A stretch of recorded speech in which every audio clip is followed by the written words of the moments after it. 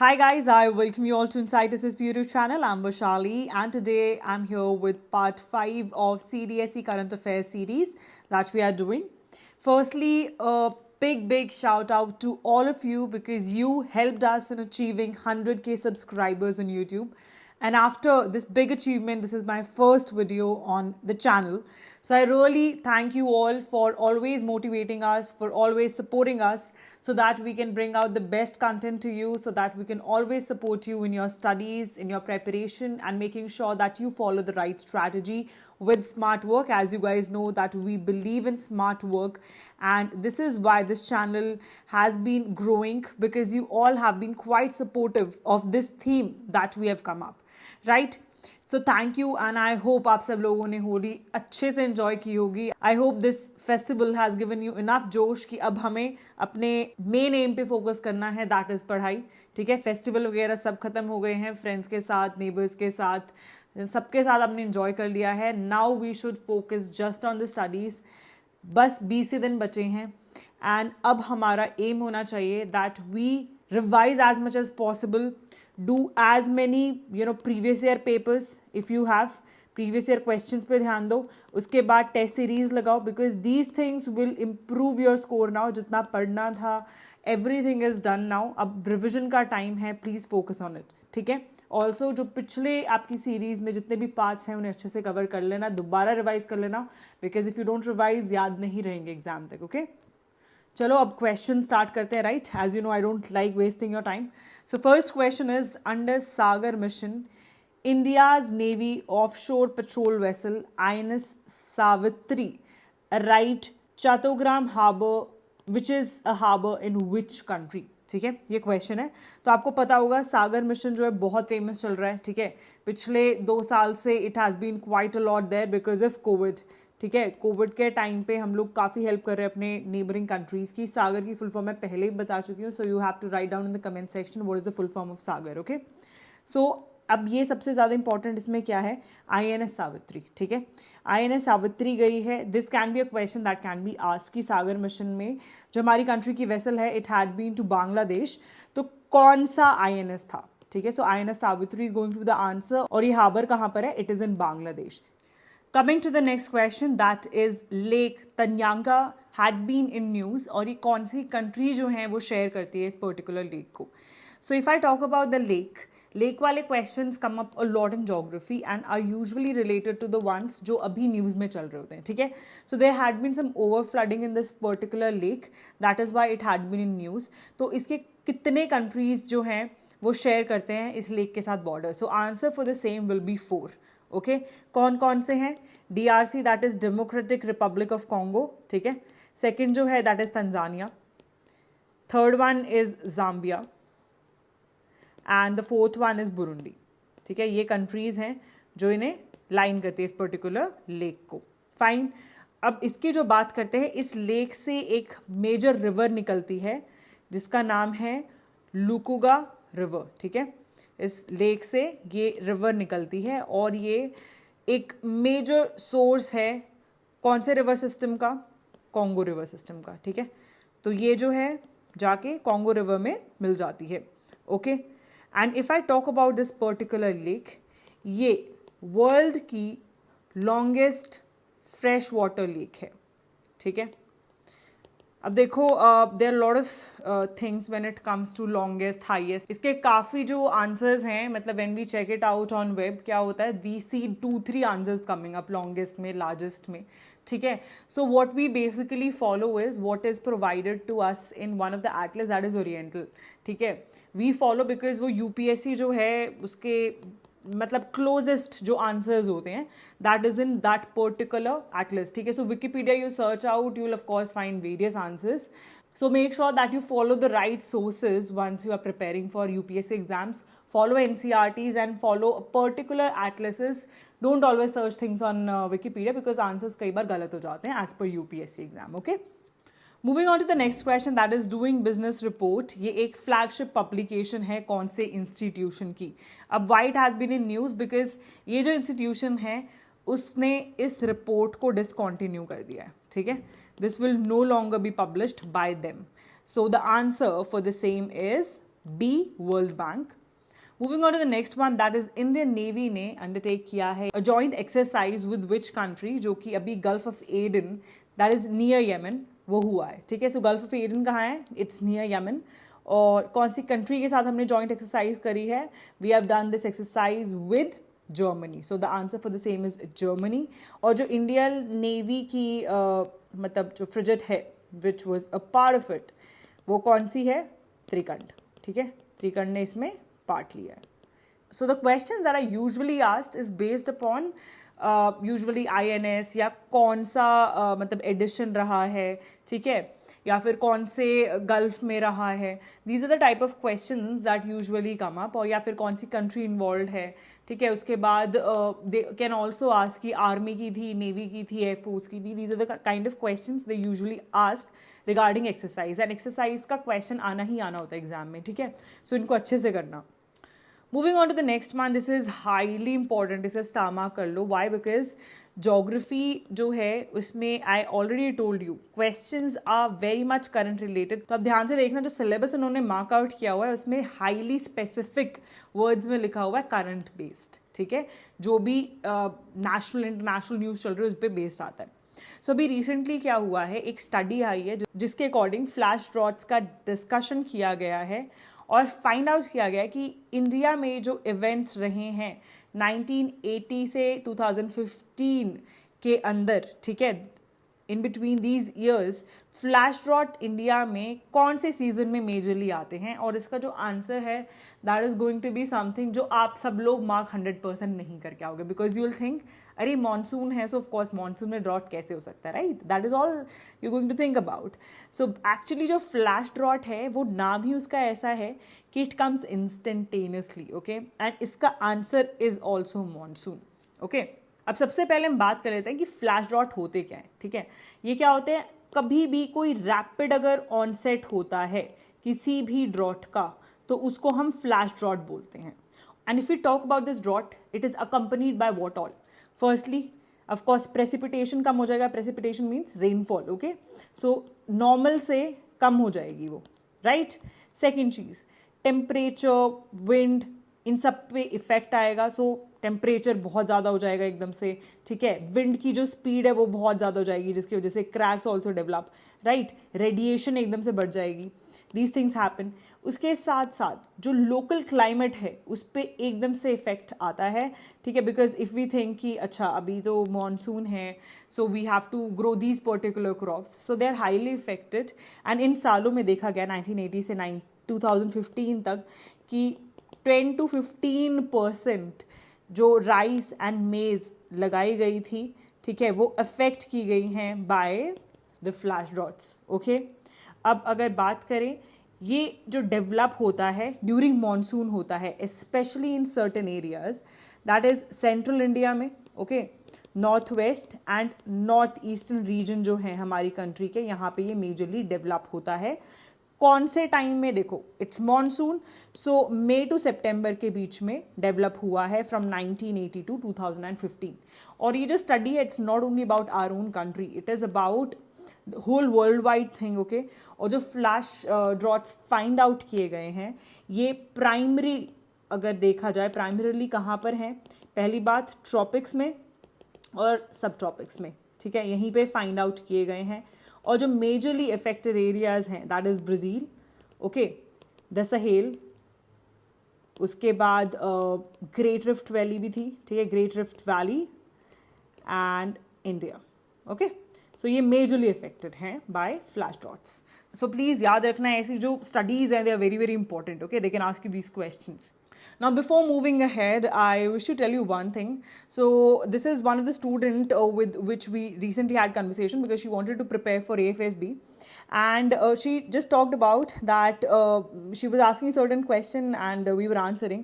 So, she just said that we completely agree upon a fact कि I was able to score really well in my GS, that is almost 40 marks, but could not get through even after getting 40 marks. सोच रहे हो, इसने GS का course लिया था, CDS GS crash course, and she attained 40 marks in that. और इसका exam qualify किस वजह से नहीं हुआ? इंग्लिश की वजह से. Okay, so I do know कि GS is one of the thing जहाँ पे बच्चे नहीं क्लियर कर पाते हैं, so we are always there to help you out. Crash course is one thing जहाँ से I can guarantee you one particular thing. अगर समझ नहीं आ रहा ना GS कहाँ से पढ़नी है, एंड मोमेंट पे भी एग्जाम क्वालिफाई करना है, this is the crash course that is going to help you out for sure. Okay, you can go for it. आपकी पूरा GS कंप्लीट करवा देंगे along with mock test, live out session, full test, current affairs, everything is covered in very very short and crisp manner. Why? Because मुझे पता है आपके पास time नहीं है, एंड टाइम नहीं है इसकी वजह से you are not able to basically study each and everything. तो बहुत limited and to the points through smart content we have provided this thing कि एग्जैक्टली क्या पढ़ना चाहिए in the last days. Okay, so you can go through it, it will surely help you out. अब आप देखो, the girl has actually got 40 marks and it is not a small thing because बच्चों को 20 number भी नहीं आते हैं actually GS में, if you are giving it for the first time. अब एक बात ध्यान रखना, सिर्फ GS एग्जाम क्वालिफाई नहीं कराता है. GS helps you to basically give you a push. Majorly जो एग्जाम क्वालिफाई कराता है that is English. Please make sure that you're providing at least 2 to 3 hours a day to English, because if you don't score 80 marks here, you will not be able to clear the overall cutoff. ठीक है, आजकल overall cutoff is more than 100. Okay, I do understand you want at least 14 GS so that आप ऊपर रहें merit में, हर चीज़ है, but आपको at least 80 score करना है in your English. Okay, and we are there to help you to clear your individual cut off. I do know 20 number भी नहीं आते और ये आपकी GS की इंडिविजुअल कट ऑफ है, but I guarantee you one thing, even in the last month you can get 40+ through this crash course with very limited videos that will help you to come across all the important areas जो exam में पूछे जाते हैं. ठीक है, सब कुछ नहीं पढ़ना है, बहुत लिमिटेड पढ़ना है. Moving on to the next question. Drones आजकल बहुत ज़्यादा न्यूज़ में रहते हैं and it is a very new technology and it's actually helping various countries to kind of defend their borders and to do lot of various things. Okay, चाहे वो terrorists हैं उनको भी मदद कर रहे हैं, चाहे वो कुछ countries के defense mechanisms हैं उनको भी of course help out करें. Even our country is trying and procuring all these drones and they're also making it within the country, okay, indigenously. So if I talk about this, India का एक state है जिसने launch किया है अफॉरेस्ट्रेशन project, means पेड़ लगाने वाला project. ठीक है, जिसका नाम क्या है, हरा भरा. तो ये कौन सा स्टेट है? The answer for the same is Telangana. And the next question is also drone based. कौन सी एजेंसी है जिसने इंडिया का पहला इंडिजिनस, 100% इंडिजिनस है, मतलब इसमें एक एक चीज़ इंडिया की ही लगी हुई है, ड्रोन डिफेंस डोम, जिसका नाम है इंद्राजल. ठीक है, इंद्राजल की स्पेलिंग कई जगह पे इंद्राजल इस तरीके से लिखी हुई है और कहीं पे AK है. सो दोनों में से अगर कुछ भी आता है सो इसका आंसर क्या होगा, दिस. ठीक है, सो प्लीज मेक श्योर ये दोनों आप अच्छे से याद रख लें. Moving on to the next question, that is which state has top the 3rd national water awards 2020. अब देखो 2020 सोच के ये मत सोचना कि ये तो पुरानी रिपोर्ट है, नहीं, ये डिक्लेयर की गई है 2022 में, hence it is very very important. Okay, और ये ऑर्गेनाइज किसने किया था? If I talk about this particular award, it has been organised by which ministry? It has been organised by ministry of Jal Shakti. ठीक है, याद रखना. इसका जो आंसर रहेगा that is UP. So UP ने टॉप किया है. ठीक है, फर्स्ट यूपी रहा है, उसके बाद जो सेकंड रहा है in the list that has been Rajasthan and the third one had been Tamil Nadu. Okay, so first आया है उत्तर प्रदेश, सेकंड आया है राजस्थान और थर्ड आया है Tamil Nadu. Moving on to the next question, that is which state has announced the formation of 13 new districts. अब उसमें जो टोटल हो गए हैं डिस्ट्रिक्ट्स इज नाउ 26. तो ये हमारे आंध्र प्रदेश का पुराना मैप है और ये हमारे आंध्र प्रदेश का दूसरा मैप है. ठीक है, so if we talk about the new map, now we have total 26 districts in this particular state and it is now very very important because बहुत ज़्यादा नंबर बढ़ा है. So it's been almost double of what it used to be, right? So the answer for the same is B, Andhra Pradesh. Moving on to the next one, that is National Voters Day. पहली बात है कब observe किया जाता है, date is also important. 25 जनवरी 2022. ठीक है, ये ऑब्जर्व किया जाता है इस दिन पे और इसकी जो थीम रही है that is making elections inclusive, accessible and participative. ठीक है, ये इलेक्शन कमीशन ऑफ इंडिया जो है वो होस्ट करता है जितने भी हमारे इलेक्शंस होते हैं. अच्छा, अब आप मुझे बताएंगे इलेक्शन कमीशन ऑफ इंडिया कौन कौन से इलेक्शंस होस्ट करता है हमारे देश में। आप जानते होंगे बहुत इलेक्शंस होते हैं, ठीक है, हमारे स्टेट बेस्ड होते हैं, ठीक है, सेंटर बेस्ड होते हैं, बहुत सारे हैं, एमएलए के, एमपी के, राइट। सो कौन कौन से इलेक्शन को election commission of India host करवाता है, this you will write down in the comment section below, very very important again.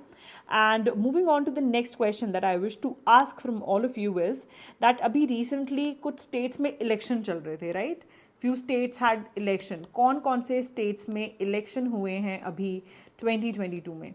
So this is answer that you will give, और अभी इसी मंथ में, दैट इज इन मार्च, अभी अभी recently conduct हुए हैं। So please write down the answer down in the comment section. Moving on to the next question, that is, who has maximum number of Grand Slams men's single title? Total इनके पास 21 Grand Slam है, और he is the one who has got the highest Grand Slam. कौन है वो? So the answer for the same is Rafael Nadal. ठीक है, तो अभी तक क्या था, राफेल नडाल और रॉजर फेडरर दोनों के 2020 ग्रैंड स्लैम सिंगल टाइटल्स थे, ठीक है। अभी रिसेंटली क्या हुआ है, सो ऑस्ट्रेलिया जो ओपन है 2022 उसमें विनर बने Rafael Nadal and he has got 21। सो अब मैक्सिमम किसके पास है, राफेल नडाल के पास है, ठीक है, याद रखना है। Moving on to the next one, that is 2021 ICC awards मिले हैं। So ICC men's cricketer of the year इनको दी जाती है सर गारफील्ड सोबर्स ट्रॉफी। तो वो कौन है इस बार, शाहिद अफरीदी हैं, he is from Pakistan. And moving on to the next one, that is ICC women's cricketer of the year, वो किसे मिला है। So this trophy is known as Rachael Heyhoe Flint trophy, okay, and ये किसे मिला है, स्मृति मधाना को, ये इंडियन है। So this is very very important, इसे स्टार मार्क कर लेना। क्वेश्चन कैसे आ सकता है, स्मृति मधाना कौन से गेम से एसोसिएटेड है, so which game she is from, this can be the question. So answer for the same will be cricket, ठीक है। Moving on to the next question, बहुत इंपॉर्टेंट है। जोजीला प्रोजेक्ट जो है एशिया का लॉन्गेस्ट बाई डायरेक्शनल टनल है which is going to connect which two places. So if I talk about this, the answer for the same will be Ladakh with Srinagar, याद रखना है, ठीक है। अभी एक क्वेश्चन भी आया था इससे पहले, इफ़ यू रिमेंबर, जो अभी अपना CDS2 2021 हुआ था।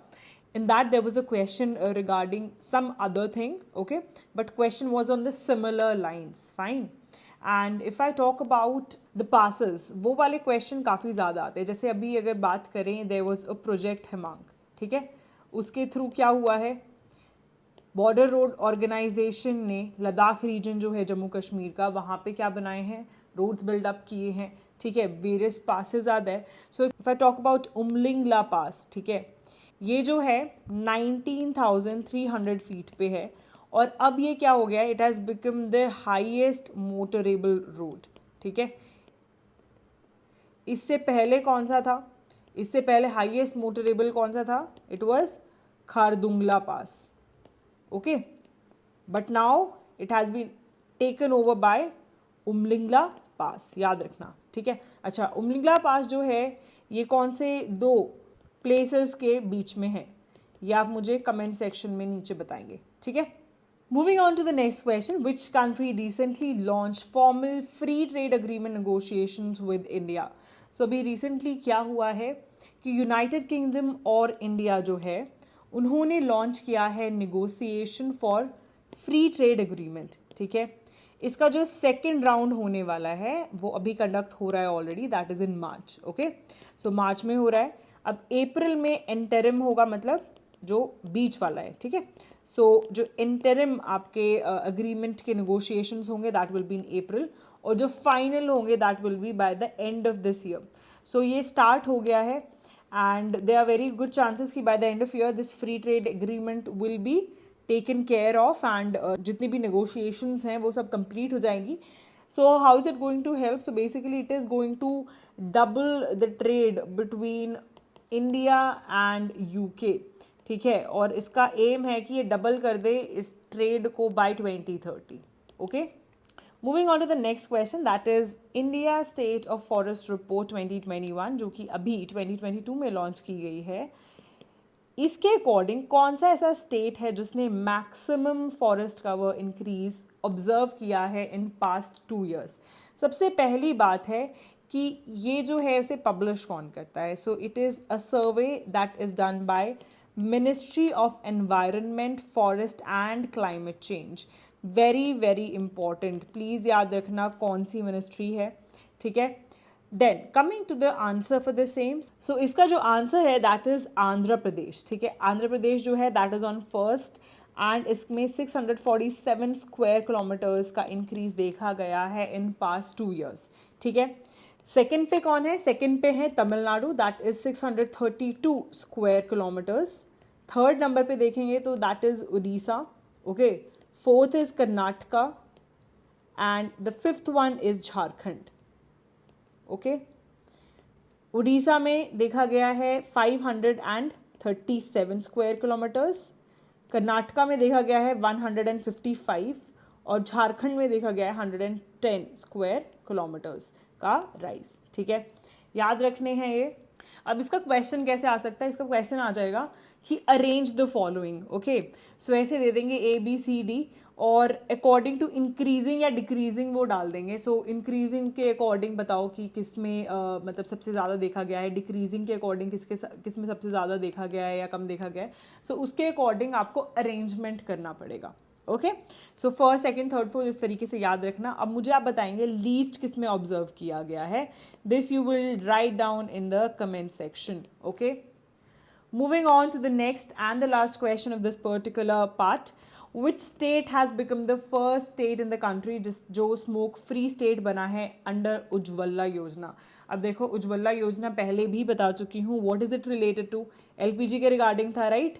देखो, उजाला एंड उज्ज्वला में बहुत ज़्यादा डिफरेंस है, गलती नहीं करके आना है, ठीक है। उजाला क्या है? उजाला एक फ्लैगशिप स्कीम है किसकी? मिनिस्ट्री ऑफ पावर की, ठीक है। और इसके अभी 7 साल कंप्लीट हो गए हैं, 7 years of implementation has been completed, okay.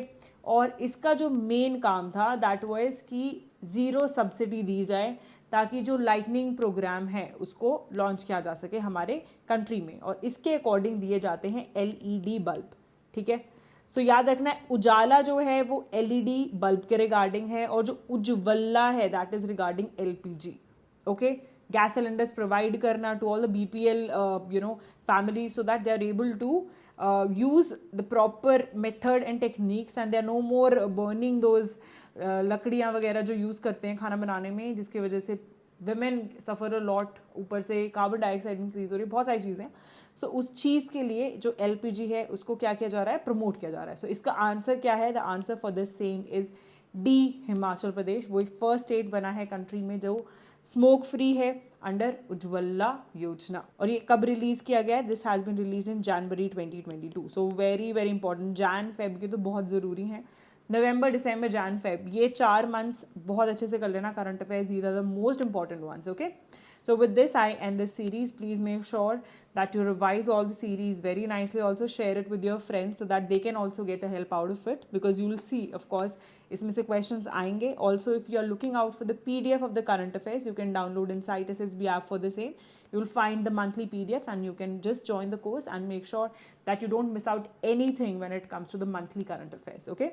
All the best. Keep working smart, and I'm very very sure that आप में से बहुत लोगों के नाम होंगे in the list of UPSC once the result is declared, if you're working smart and you're properly revising the syllabus and the content.